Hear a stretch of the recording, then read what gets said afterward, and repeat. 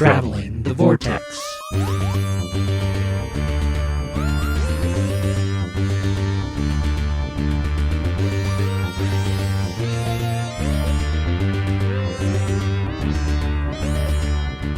We've joined the Doctor as he travels the Vortex and arrive at episode 454, where it's Christmas. I'm Keith. I'm Sean. I'm Glenn. Merry Christmas. Merry Christmas. Merry Christmas. You're supposed to say Happy Christmas. Happy Christmas. For our UK listeners. Season's greetings. Season's greetings. Did you guys have a good week? Happy holidays. All ready for Christmas? Yeah. Everything's wrapped and under the tree, and all the shopping's done. Of course, I've had all the shopping done for a while. Well, I haven't. Holly's had most of it done. Holly and I have this great shopping relationship. She goes to the stores and buys stuff, and anything that we have to order online, she comes to me and says, "You take care of that stuff." So, because she does not like to order things online, so I do that, and from the comfort of my recliner in my living room, my free shipping, and she goes to the stores and shops, so it works out really well. Mel and I have a similar relationship. She goes out on Black Friday and I don't, and I order things on Amazon that she doesn't know about. So kind of the same. Did you guys watch anything this week? I've been watching holiday movies, so I got maybe Home Alone. No, I watched Home Alone 2 last week. Santa Claus 2 and 3 out of the way. I had never seen Santa Claus 3. I had never seen it. Couldn't believe it. Sat down and started watching it. I was like, I don't think I've watched this before. And sure enough, I hadn't seen it. So it's cute. I've not seen none 2 of, or none 3. of them. None of them are as good as the first one, but it was cute. It was fun. Santa Claus. What? I really like the second one. Oh, yeah. I think the second one it does a good job of the world building and the setup, and I like all the stuff at the North Pole and all the other. Of course, you would say that because it's my least favorite of all of them. Really? You liked 3 better than 2? I did. I think because I think 3 didn't take itself so serious. 2 seems to. 2 seems to take itself too serious. And the other problem I have with the second one is it rushes things. It really does not slow down for a relationship with somebody that's about to, spend their entire rest of their life. With the Santa Claus, he has a full year to prepare to be Santa. And while I think you can argue at the end of it, it does kind of go quickly for him to settle into the role. This one, he's got, 4 days to find a wife. I mean, the premise is good. I think it's a month, but the premise is good. Oh, you're right, because I think he goes back after Thanksgiving. But so short. The premise is so right. Short. The premise is right. The premise is good. It feels a bit rushed and unbelievable for a Santa Claus movie. I was waiting for the realization of what you were saying to hit. This movie about this fat toy maker who doesn't exist finding a wife, that's completely unbelievable. Yeah, I just didn't like it as well. I think probably what I liked about the third one is the in-laws. I absolutely love the in-laws. His name escapes me. Her father-in-law. It's Peter Boyle, isn't it? No, that's Father Time. Oh, that's right. No, Arkin. Oh, yeah, Alan. Alan Arkin. But he's great in everything. He is great in everything. And then Martin Short as Frost, I thought was great. But yeah, it was fun. That's about all I watched. Of course, we saw Star Wars this weekend. We watched the very, very festive movie of Aladdin. Oh, did you? The live action? Yeah, the live action. Did you like it? It was pretty good. Yeah, I enjoyed it quite a bit. I think as I watched it, I kind of realized, Alan Menken's songs are just so good and so catchy that almost any version is going to be elevated so much by his songs. Yeah. So even if you don't like what else is in there, you're going to get to the next song piece and have so much fun watching that bit that you'll kind of forget what happened previously. I think that's a lot of it, but I thought they did a good job trying to quote unquote make it up to date, with what they do with Jasmine. I thought a lot of that stuff was pretty good. Will Smith did a decent job as the genie. The kid who played Aladdin did a good job, I thought. Uh-huh. And Jafar, who I initially did not like, I wound up thinking did a good job. Yeah, I liked Jafar as well. A lot of people, that was their biggest complaint was Jafar did not feel like Jafar from the cartoon. He and he felt like a doesn't. He's different. Yeah. Yeah. But I like the take on it just as much as I liked Will Smith's take on the genie, which I think was strikingly different than Robin Williams. It really was. And Abu was the best part of the movie. And I was a little disappointed that You're partial to the primates. That's true. I was a little disappointed that Jafar didn't turn red when he turned into a genie. Yeah. Everything else was pretty close. Carpet was really great too. Carpet was good. You've seen it, right? Mm-hmm. Yep. Yeah, I don't disagree. I like the animated better, but this wasn't bad. Yeah. We talked for about an hour before we came on about Star Wars, but do you want to give your initial impressions without spoiling anything, obviously? I really liked it. I thought it was really good. I really liked it. I thought it was really good. It's going to take I really liked it. I thought it was really, really, really good. So it's going to take a second viewing to figure out where in this trilogy this will land for me. Where in this? As far as ranking wise, yeah. Oh, I'll probably see it 4 or 5 more times before it leaves the theater. So I enjoyed it that much. When's your next day off? Next Saturday. Well, Christmas Day, but I'm going out of town. So next Saturday. Wow, I hope it's still in theaters by then. Not even next Saturday. Yeah.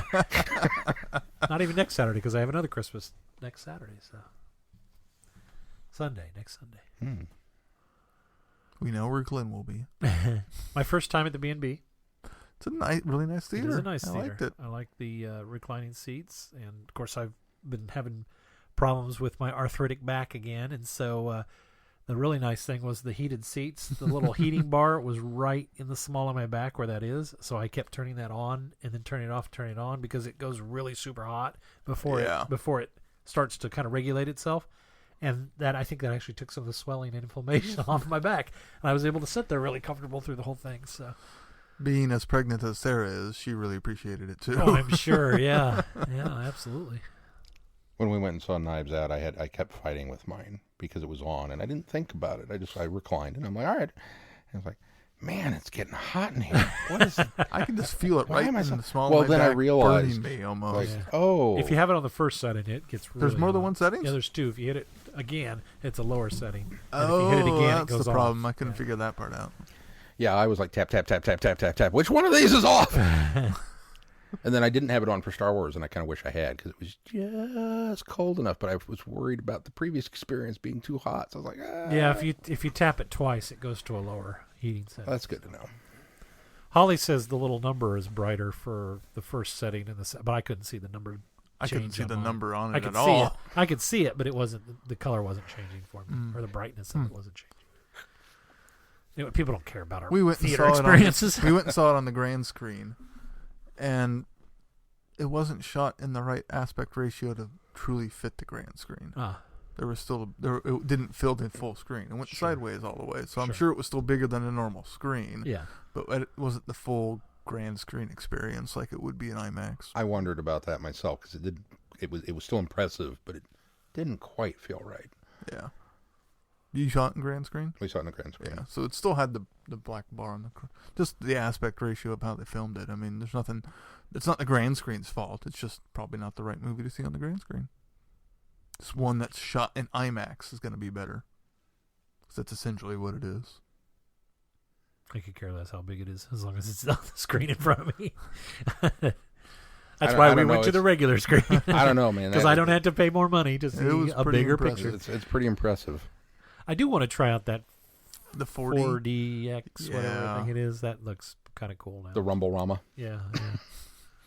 Wonder how long that gimmick's going to stick around until it gets stripped down to just be a standard theater. Probably won't be there long. They still have them in Kansas City. Like even some of the older B&Bs still have the 4X, so 4D, 4 whatever it is. We should do that. We should make a group trip to go see Star Wars in the. That's an even higher upcharge. But if you go on Tuesdays, it's not bad because it's $5 tickets if you're a B&B member, and then you just pay the upcharge on top of the $5. So it winds up being like a $10 ticket, which it's pretty standard. That's true. Not that people care about that either. All right. Well, shall we move on to news? No, because there is no news. See, I got it right this week, and and we don't even have any news. I could have done feedback. We could surprise you with some news. Okay. This just in. Doctor Who comes back next week. That's not news. We've known that. That's news. We've known that, though. It's still news. No, news. The key word in the key letters in the word news is NEW. New. That's not new or news. Okay. Let's do feedback. Here's some news. Matt Smith is not in Rise of Skywalker. Yeah. Oh, yeah, that's right. I kept looking for him. Yeah, I did too. And in fairness, he told her, I'm not in that. But we, I think, disbelieved him because somebody else said he was. Yeah. And then we thought, he's just throwing us off the trail. No, he's not. I was looking really closely at everybody and listening to every voice. And I still sort of sat think through later, the credits. Later we'll find out that he was a stormtrooper in some costume and got uncredited. Lin-Manuel Miranda was in there somewhere. Yeah, he was at the I end, did not but see I did him. not see him either until I saw the not spoiler, the Easter egg thing I watched. Yeah. I guess tied in with that real quick, Richard E. Grant, where has this guy been for the entire run of this saga? Because he should have been in every movie. Yeah. Oh, man, he was great. He was. All right, so... Feedback. No news, but... comes from... We have 2 bits of feedback this week. First one comes from Jamie. Jamie writes, Hiya Vortexers, still enjoying your show. Sean, your Junanese was done quite well. Something occurred to me about the Valyard. So the Valyard is supposed to be an amalgamation of the Doctor's darker side and is said to have been created between the Doctor's 12th and final incarnations, or at least according to the Master. Now, according to Matt Smith's incarnation of the Doctor, what we call 11, his incarnation is actually the 13th, and final face, as by his own admission, since he includes the War Doctor, the official in-universe 12th incarnation of the Time Lord, known as the Doctor, is the version played by David Tennant in the 2009 specials and the 50th anniversary. So now bear with me as I come to the heart of this theory. The 12th incarnation christened himself Time Lord Victorious, and when it came time to regenerate, declared, I don't want to go. Could, without the intervention of the Master and Wilf, Time Lord Victorious have morphed into the Valyard as he aged? Did the Master actually stop the creation of the Valyard by causing the Doctor to regenerate? Something to think about.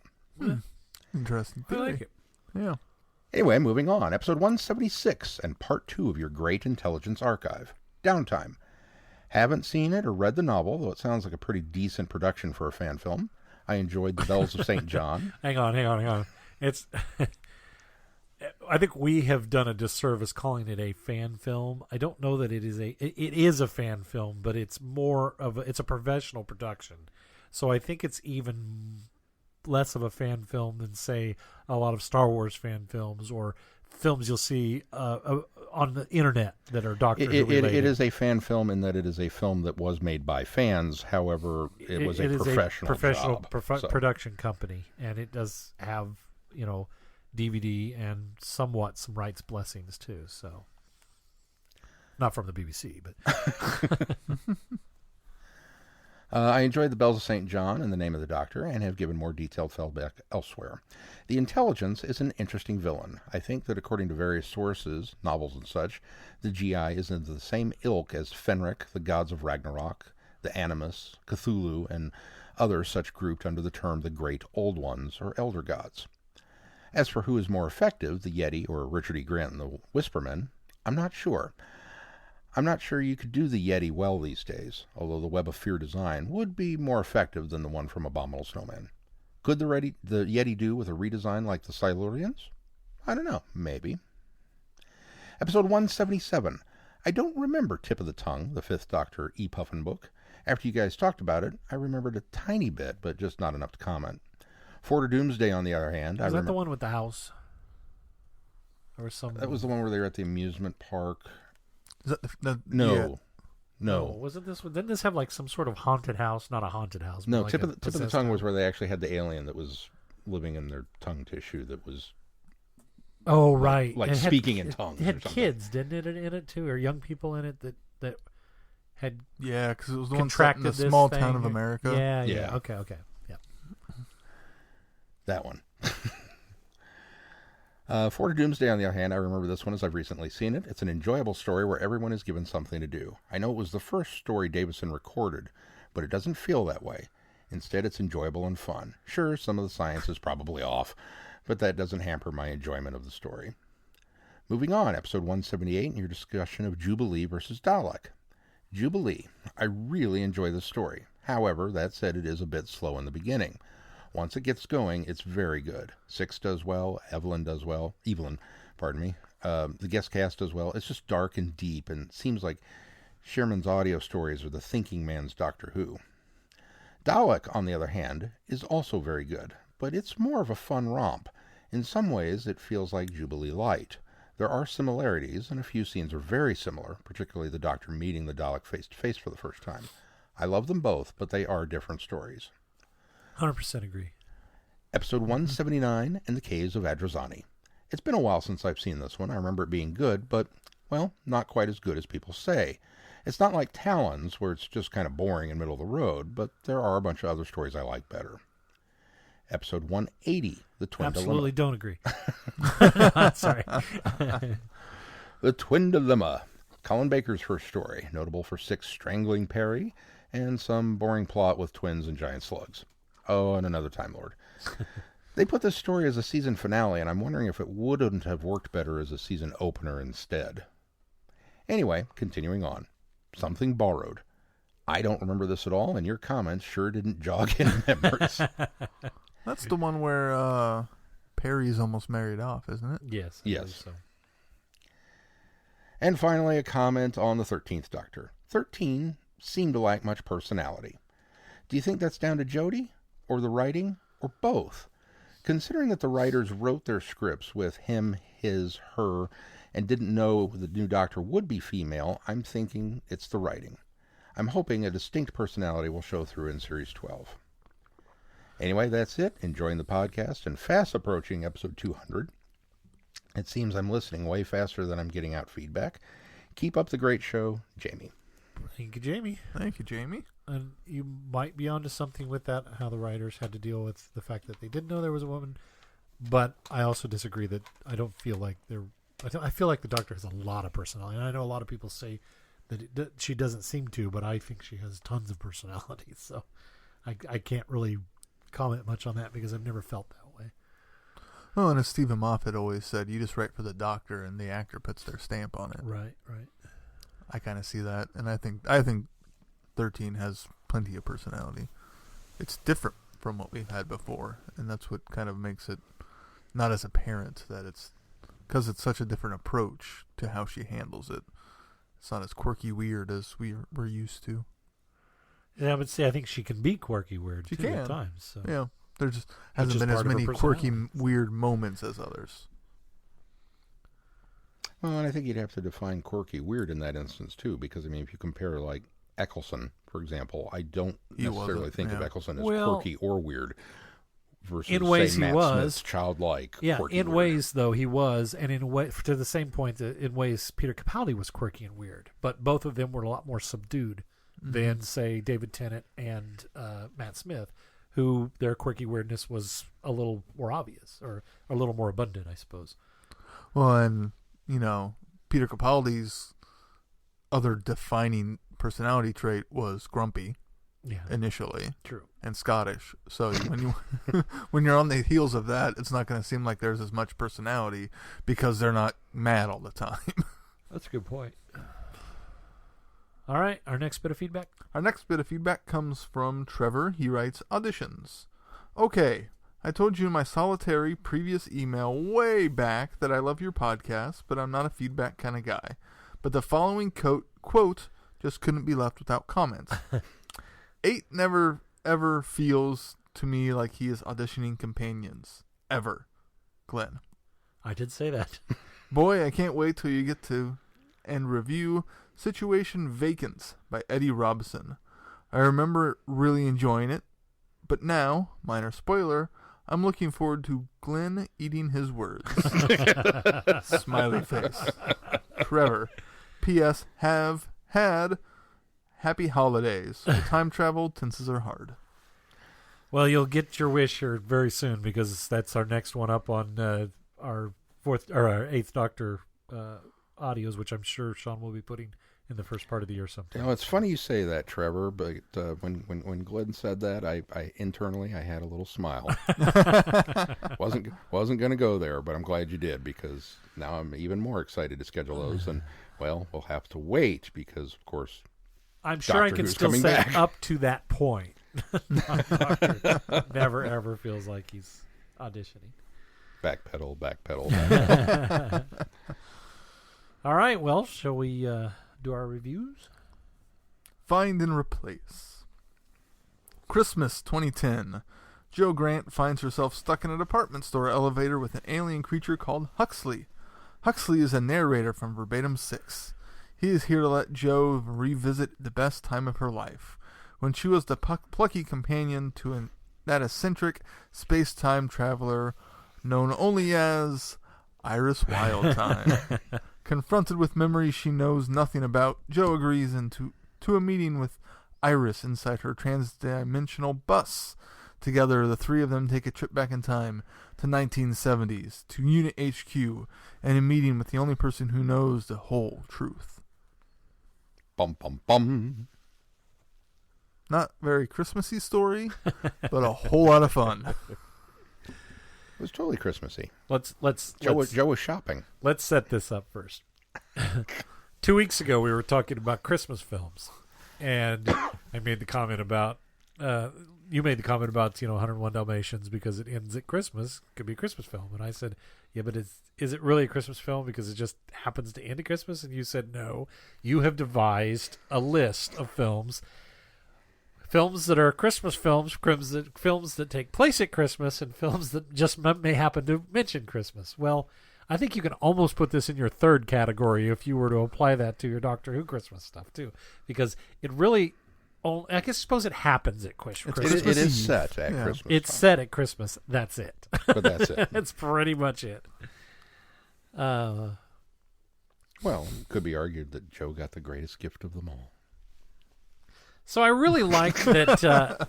I really liked that Iris was in this. In fact, that was this pleasant surprise for me because I had no idea that Iris Wildthyme was in me too. this. You never had said that, and this wasn't at least on my radar when I was looking at Iris Wildthyme stuff. If it was, I had forgotten.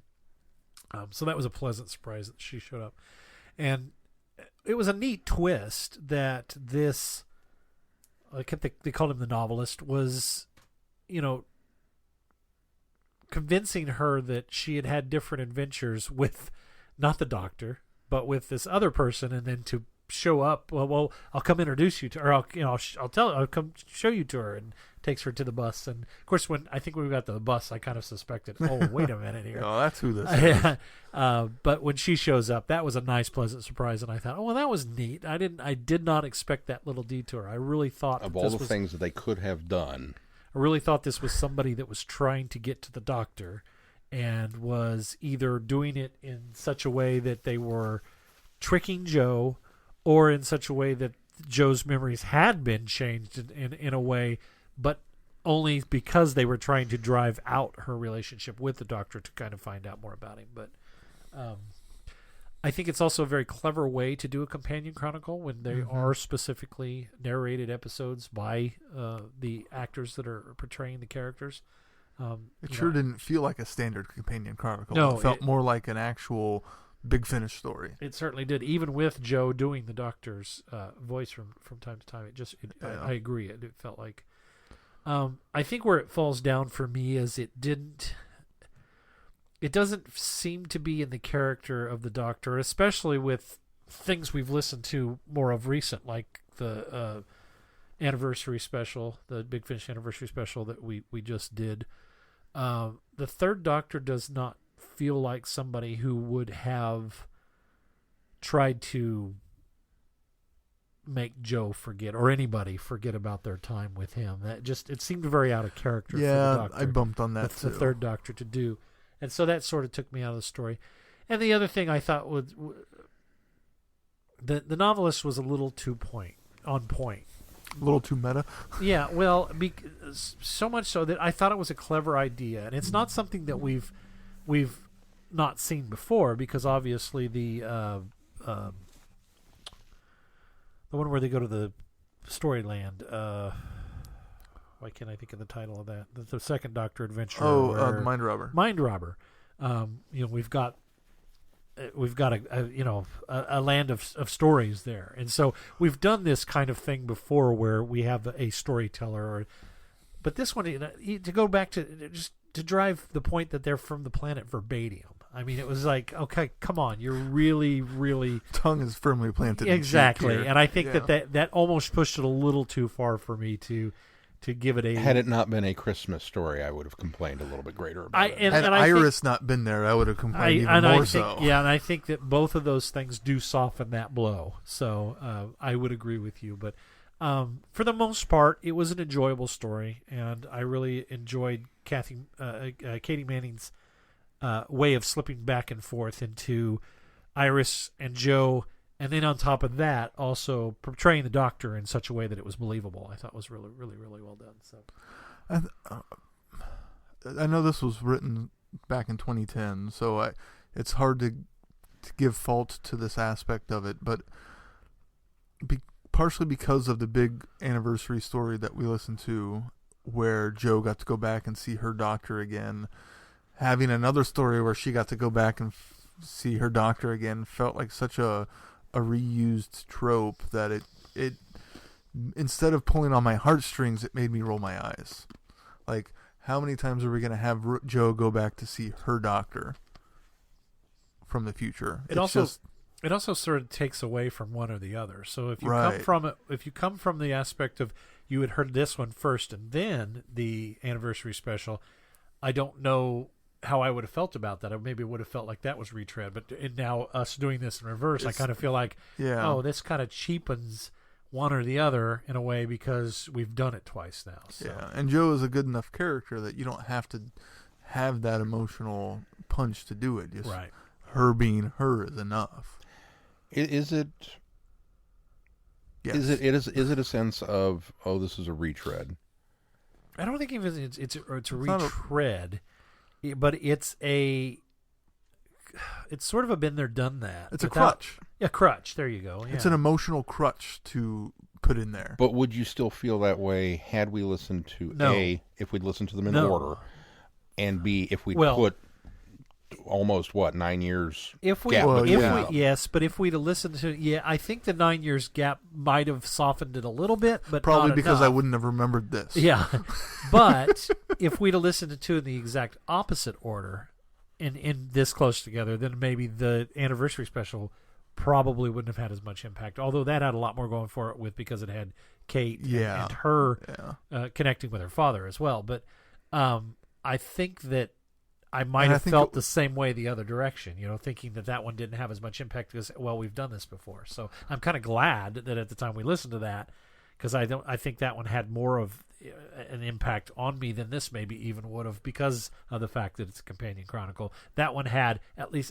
granted it's Tim Treloar doing it, but it's very good impersonation. But that's just it. Yeah. To me, it feels like the Third Doctor, and so I think it's done better in that way.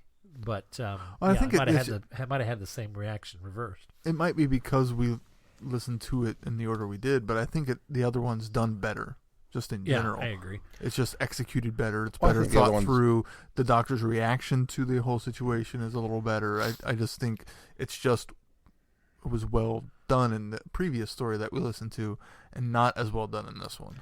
I think you're not wrong, but I also think that first of all, main range story, or in this case anniversary special story, obviously is going to have a slightly elevated level of competency about it versus a companion chronicle. And I'm not bringing down the companion chronicle line by saying that. Sounds like you are. I'm meaning that companion chronicles are a certain type of storytelling. No, you don't get the same bells and whistles in that type of storytelling that you do get in the other one. And, is it a similar idea? Yes. I didn't honestly think about it when I was listening to it. I was kind of caught up in the moment. And I think because it was Katie Manning doing, all of it, the voice of Joe and the voice of Iris and the voice of the Third Doctor. And, does she really sound like the Third Doctor? No, of course she doesn't. but she sounded enough like him in cadence and speech patterns, and there was enough of almost kind of a loving tribute coming from Katie as part of that I was kind of carried away with that part of the story and didn't think about the fact that, well, yeah, we just listened to this. So I think more than anything, if there had been that 9-year gap between them, I don't think you guys would have had near as problem with it. Perhaps. It hits the heartstrings, but I think to some extent, part of my other issue with it, and I didn't have this problem with the anniversary story, I think largely because of Kate's aspect of it. I don't think Joe's the right character to pull those heartstrings with. She's not the companion that got ripped away from the Doctor, who never got to see him again. She's not Sarah Jane Smith, who got dropped off and doesn't get to see the Doctor again. She chose to leave. Mm-hmm. She decided to leave. That was her decision. It was her agency to leave the Doctor. So she doesn't have the mournfulness. She's always gone forward. So trying to pull on those heartstrings of, oh, I'm going to get to see my Doctor again, it doesn't have the impact that it should, because it's not within her character to be looking backwards like that. And that I agree with. That, I think, is also why, and because without Kate there to help bolster the emotion, you notice that flaw a little bit more in the character storytelling wise. I definitely can agree with that, and I think that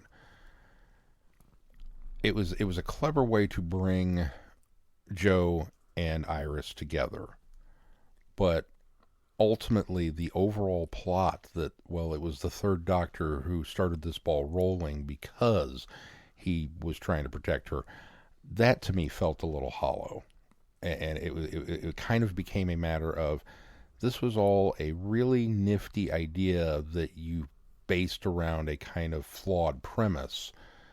And while I enjoy the idea and the ride that you gave me, I can't look at it too much closer than that, because then it will start to fall apart, because I'm going to pluck at it. You know, I'm going to go, well, why did the Doctor do this? That's not the Third Doctor. Well, why did this happen this way? Because that's, really kind of thing. And yeah, Joe's really kind of the wrong person to instigate that. And really all we needed was, it's Joe and Iris going to see the Third Doctor.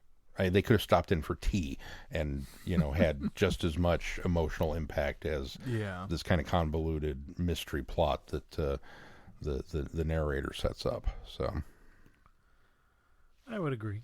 Yeah. Still a lot of fun to listen to, because Katie doing Iris is just a blast. It is. Well, and Iris interacting with Joe in the way that she does, I think is great.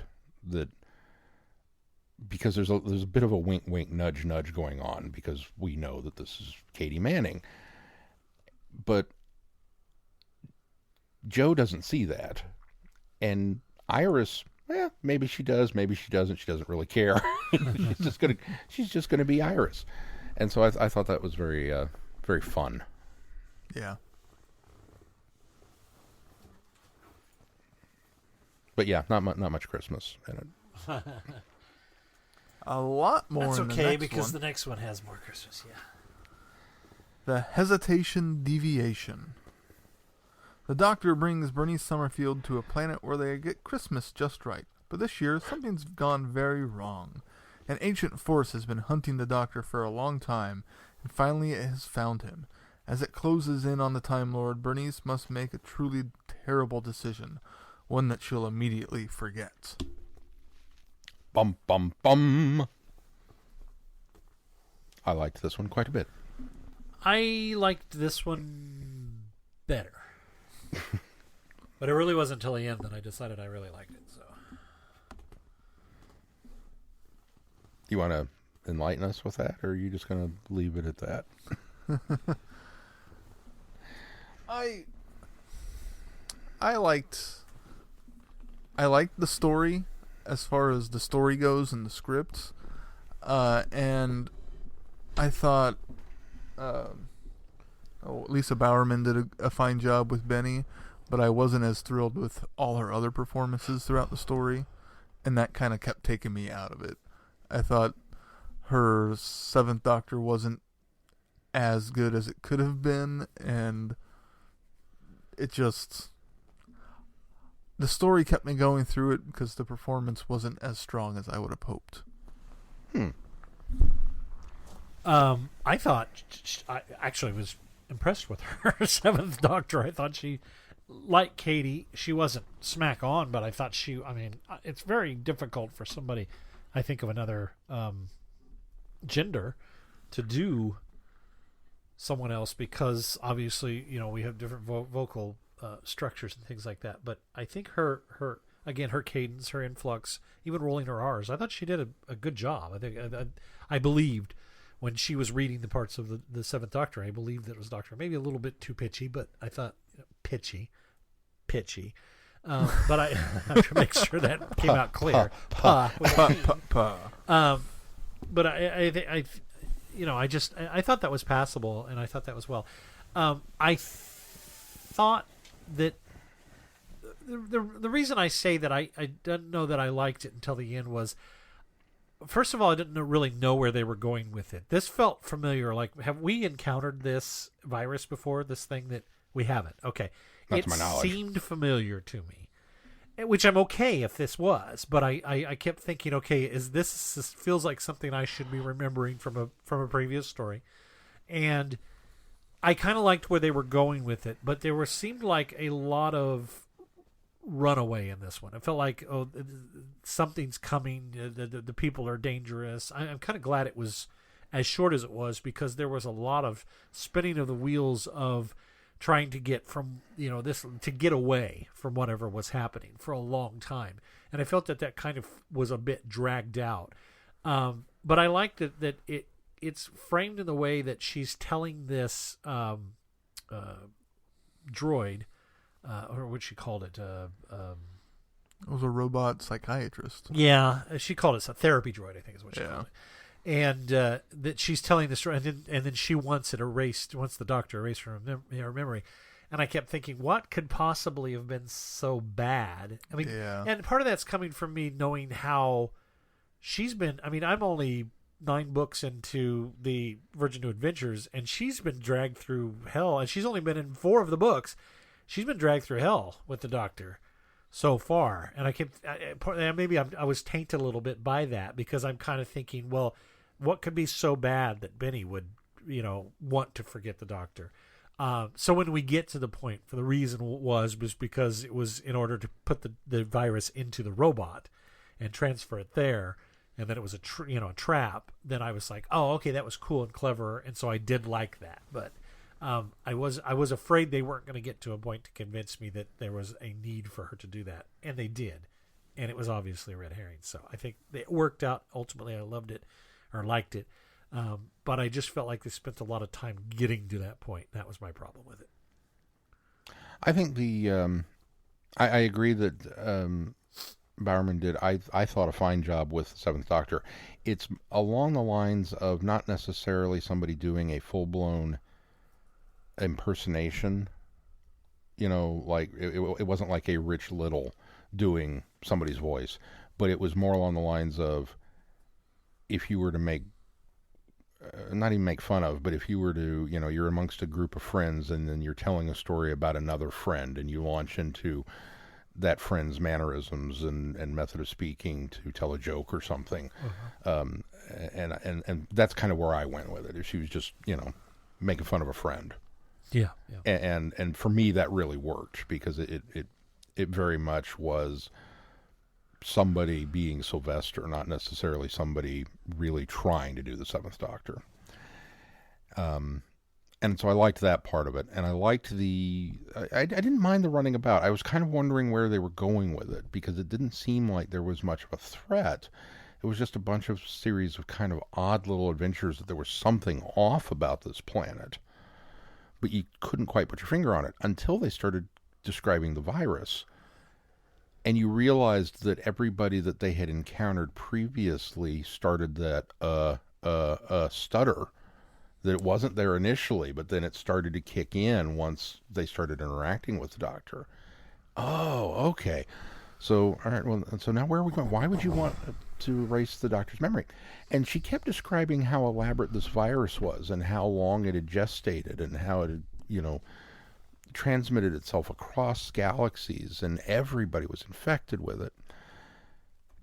And the more she described this thing and then started talking to the robot about getting rid of her memories of the Doctor, the more convinced I became that, well, hell, maybe this is the last one. Maybe this is Benny's exit story, and I wasn't aware of it. Because I really kind of bit into that. But then when it was revealed that it was the trap, that no, this is just the red herring so that we can get rid of the virus and trap it in this robot, I was like, oh, that's genius. And it really made me happy again. So yeah, I agree with you that it kind of felt like maybe they were spinning their wheels, but I don't know that it was unnecessary running about. I agree. I don't think it was unnecessary. It just maybe it was is more frustration than anything that they had to do it for so long. But. Yeah. Maybe it would have worked better as a half hour. I don't know. But I enjoyed this. I thought it was a little different than, I don't know, maybe what I was expecting. And I liked the, very much Christmas kind of abound feeling about it. And I love the fact that he fixes the Christmas lights and then they start chasing him and they're like, what'd you do? I fixed Christmas. I don't know. Yeah. That was great. And more Christmas involvement in this one. We'll put this in the category of a Christmas story because even though they're being chased by this virus weapon thing, they keep referring to and using Christmas as part of the story. So in a way, that was enjoyable. It almost felt like one of Matt Smith's Christmas specials when she's describing the Doctor getting down in the snow and playing with the children and building snowmen and stuff. It was like, wow, that's almost an 11 thing to do, but yet I can totally see 7 doing that.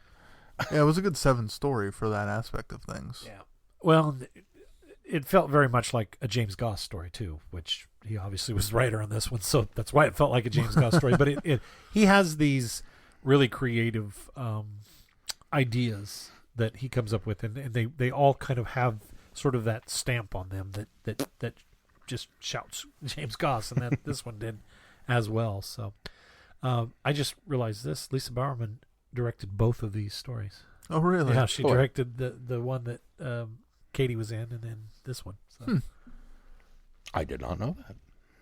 She read and directed this one, so very nice. Interesting.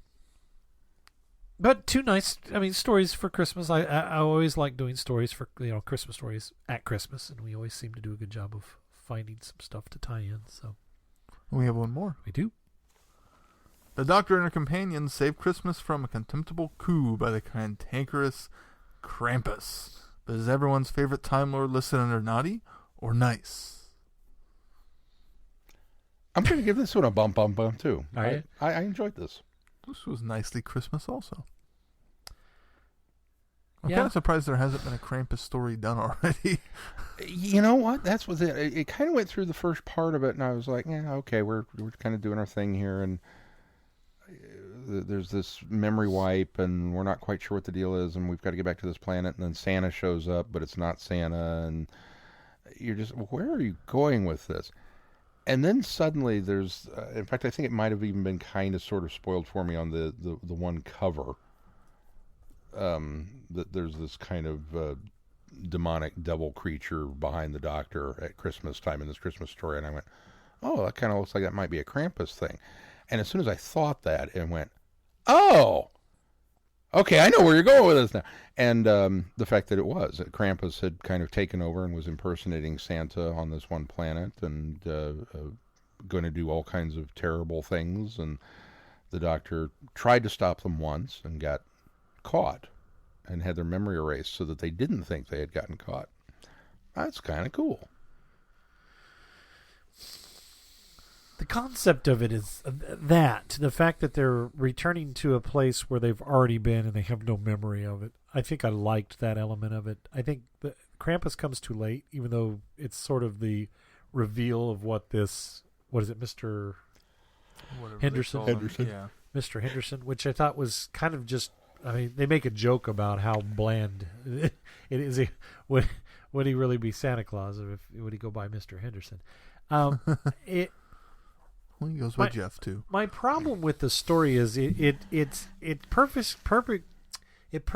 perfectly encompasses those type of stories that are done in Doctor Who at Christmas, specifically in Matt Smith's era, the widow, the widow, the Doctor, the widow, Doctor, the the widow, the wardrobe, Christmas Carol. They're a bit whimsical. Last Christmas, I guess, with in Peter Capaldi's era, they're a bit whimsical. They really play very heavy with the Christmas imagery. Unlike the Russell T Davies ones, where Christmas was just kind of the trappings, and there was really just either a disaster story or a epic adventure. But so I appreciated the whimsicalness of it, but the whole time it all kind of felt out of place, and I wasn't quite sure why we had to have the Santa's Workshop trappings of this. It's never really clear why we have to kidnap aliens from one planet, and apparently two, because I think the little wooden soldier things were aliens from another planet, which I don't think was explained as well, because the setup for the first one was they go to the planet where the little regular alien, I say regular, they look like, little green men, and it's explained that this Mr. Henderson shows up and they're forced to go off and work for him and never come back. Yeah. But then when we show up on the planet, we've got this little elf-like creature that isn't really ever explained. We've got these little... So there's at least 3 different species on this planet. Right. We've got these little wooden soldiers that aren't ever really explained. And they don't really... And maybe you can explain to me, maybe one of you guys explain to me why the trappings of Santa... I mean, Krampus is going to go feed on these boys and girls. So if Krampus is going to pretend to be Santa and make toys and go to the kids and devour their souls or devour their energy because she's vegetarian, because she actually doesn't eat them, then that would make sense that they had to have the Santa Workshop thing and all this stuff. But they're making some sort of... They never referenced the fact that he's actually going to go do that. They're making some sort of... they're making the transport for her to go, for her army to go, collect the children or collect their energy or whatever they're going to do, which I didn't think was as clear either. It's not clear why it has to be all of the trappings of Santa's Workshop and the North Pole and elves and things like that. I guess just because it's Krampus. And I think that's my problem with it is it's almost like we put this Christmas wrapper on it because we wanted to do a holiday special, but we told a story that could have been any comic story without the trappings of Christmas, and it's like we shoved the Christmas stuff in to make it a holiday story. But your central character is Krampus, so it's already a holiday story, so let's make it more holiday instead of just dressing it up like a holiday story. Does that make sense? That's what I had a problem with. So did you totally not get that Baxter was a genuine elf? They're playing coy with that. That's the problem that I have with that is if I think they had been a little more... That's the other thing is Baxter comes out of nowhere. Baxter is head of security. Where are all the other Santa's elves? I mean, we're playing with the idea that Krampus is real, that Santa is real. I mean, they don't come out and say it, but they're being coy with that and without coming out and saying that Santa is real.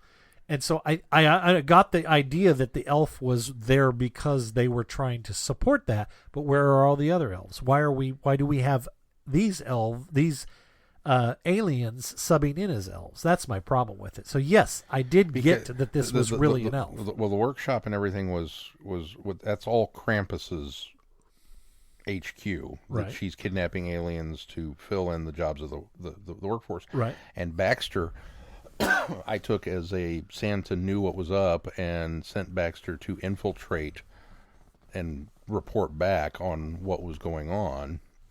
And then the Doctor lands, and Baxter helps the Doctor go and do their thing.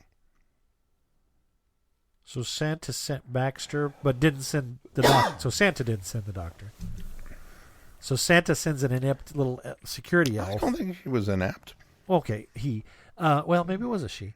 But looked like a she to me. But okay, sends not a security guard elf, a safety elf, health and safety elf, to infiltrate Krampus's headquarters to find out what Krampus is doing. Yeah, and that's it. the Doctor just happened to show up and was able to fix this. Or Santa knew that. Good timing. Well, to be fair, that happens in a lot of Doctor Who. Maybe it's the other way. Almost maybe all of Doctor Who. Maybe Santa knew the Doctor got into trouble and sent Baxter to, get her out. Well, and this Baxter, is the second time through. Yeah, Baxter clearly knew her from. In fact, he had to check and make sure she really was the Doctor. Yeah. So what was the line? Jeff sent me, or yeah, he did say he did say Jeff sent me. Yeah. So it's interesting that they, as though the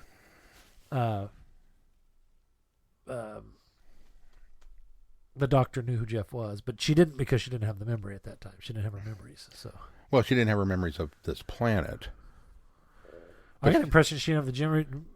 Well, maybe she did. No, she makes some comment about Jeff, if I remembered who that was, or something to that effect. So she didn't at that time remember who Jeff was.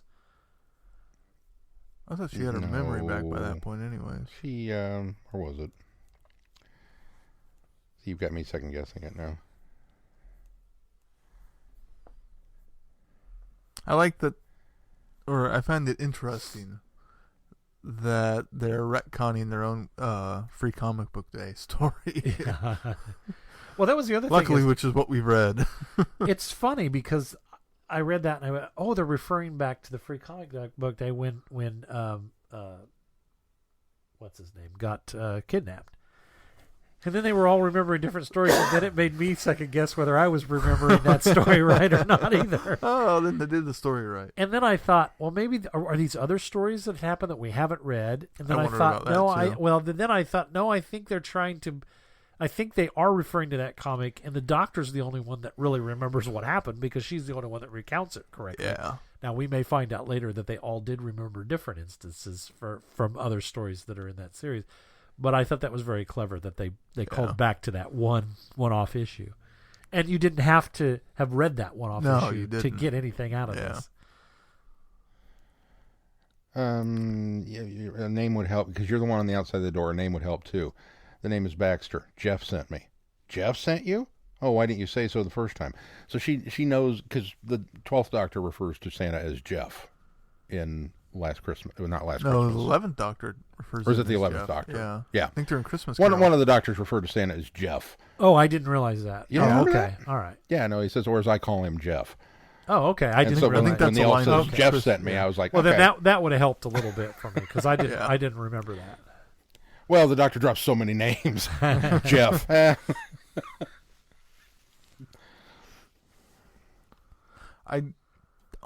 didn't like the resolution either.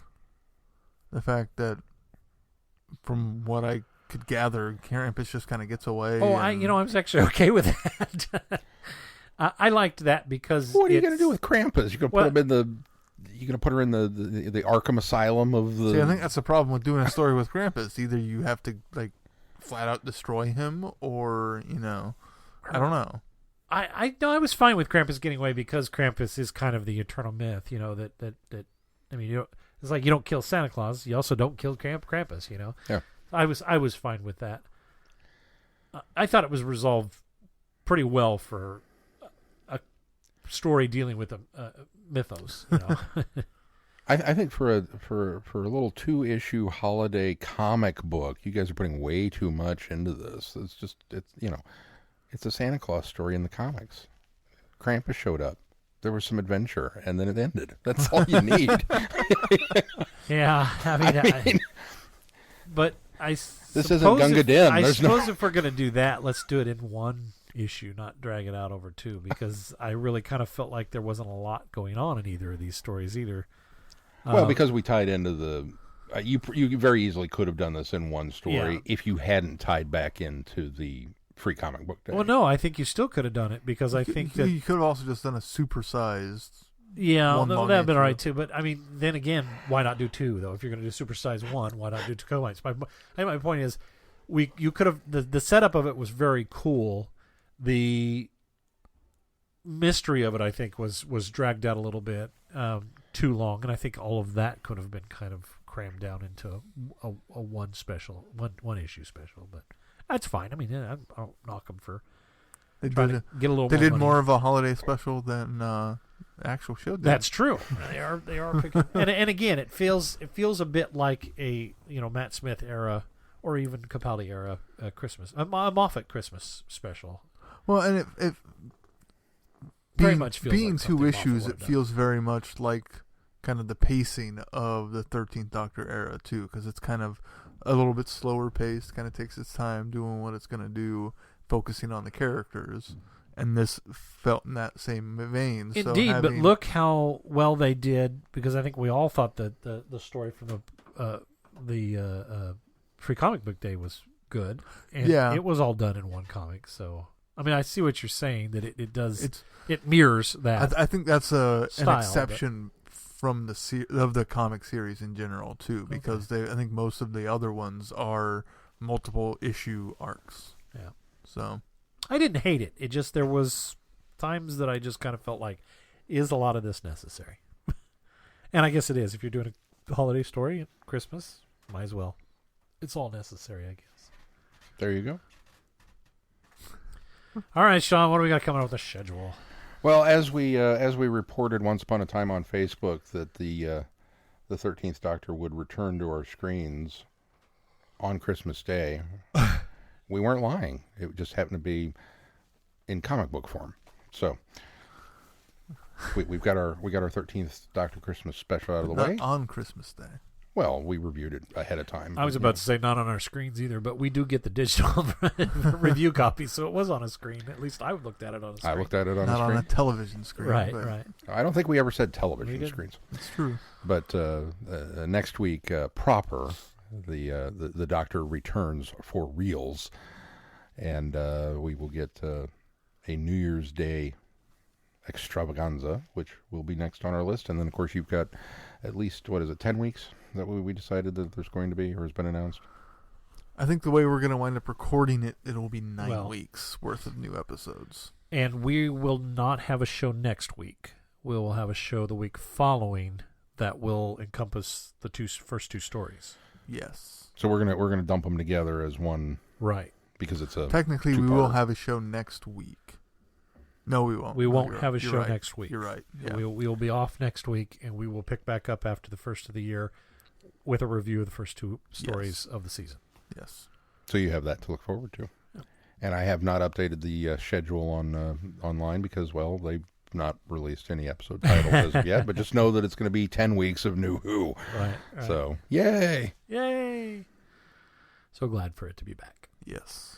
All right. Well, of course, be sure to check out our website, Traveling the Vortex, for updates. And while you're there, be sure to click on that Patreon link, Patreon link, and consider supporting us and becoming a patron of the website.